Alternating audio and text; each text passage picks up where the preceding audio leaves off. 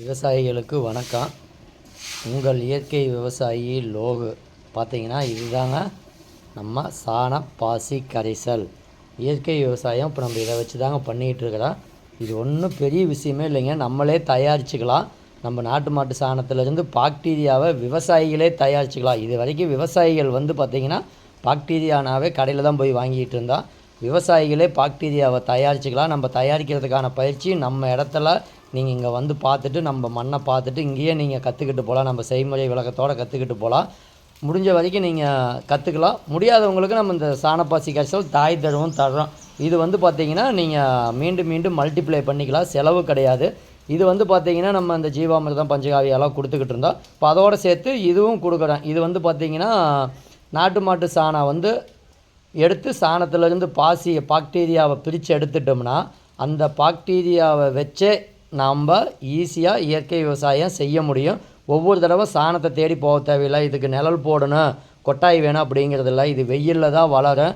இது வெயிலில் வளர சூரிய ஒளியில் இருக்கிற சத்து, காற்றுல இருக்கிற சத்து, அனைத்து சத்தையும் எடுத்து வளரும். இதை ஒன்ஸ் நம்ம தயார் பண்ணிட்டோம்னா இதை வச்சே மல்டிப்ளை பண்ணிக்கலாம். இதுக்கு செலவுன்னு பார்த்திங்கன்னா ஒரு ஏக்கருக்கு வெறும் 2 கிலோ நாட்டு சர்க்கரை மட்டும் இருந்தால் போதும்.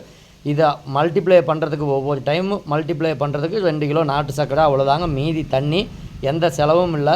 இதை வச்சு மல்டிப்ளை பண்ணி கொடுக்கறதுனால பார்த்தீங்கன்னா மண் பொதுன்னு இருக்கும். மண்ணில் உள்ள சத்து, காற்றுல உள்ள சத்து, சூரிய ஒளியில் உள்ள சத்தை பூரா செடிகளுக்கு எடுத்து கொடுக்கும். அப்படி எடுத்து கொடுக்கறதுனால தான் நமக்கு உரச்செலவு குறையுது. இதை வச்சே பார்த்திங்கன்னா 10 to 15 நாளையில் மீனமிலம் தயாரிக்கலாம். அதாவது பார்த்திங்கன்னா நாட்டு சர்க்கரை 3ல் 1 பங்கு போட்டாவே போதும். அடுத்தது பொட்டாஸ். இவ்வளோ நாளாக உரக்கடையில் தான் போய் வாங்கினோம்.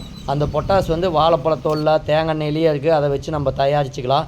அடுத்தது பார்த்திங்கன்னா என்பிகே மிக மிக முக்கியமானது. புண்ணாக்குலேயே அனைத்து வகையான புண்ணாக்கை வச்சு இந்த சாணப்பாசி கரைசலை ஊற்றி ஈஸியாக என்பிகேவும் தயாரிச்சுக்கலாம்.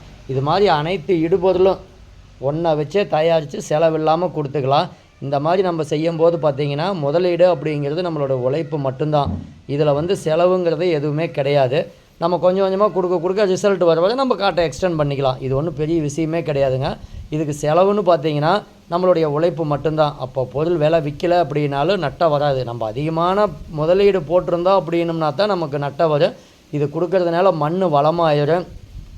நீங்கள் கொடுக்க மண் வளமாக நம்மளுடைய எடுக்கக்கூடிய இடுபொருள் அனைத்துமே லாபம் அதிகமாக கிடைக்கும். முதலீடு கம்மி, நம்ம எடுக்கக்கூடிய டன்னேஜ் மகசூல் நமக்கு அதிகமாக கிடைக்கும். இது என்னுடைய அனுபவ பதிவு.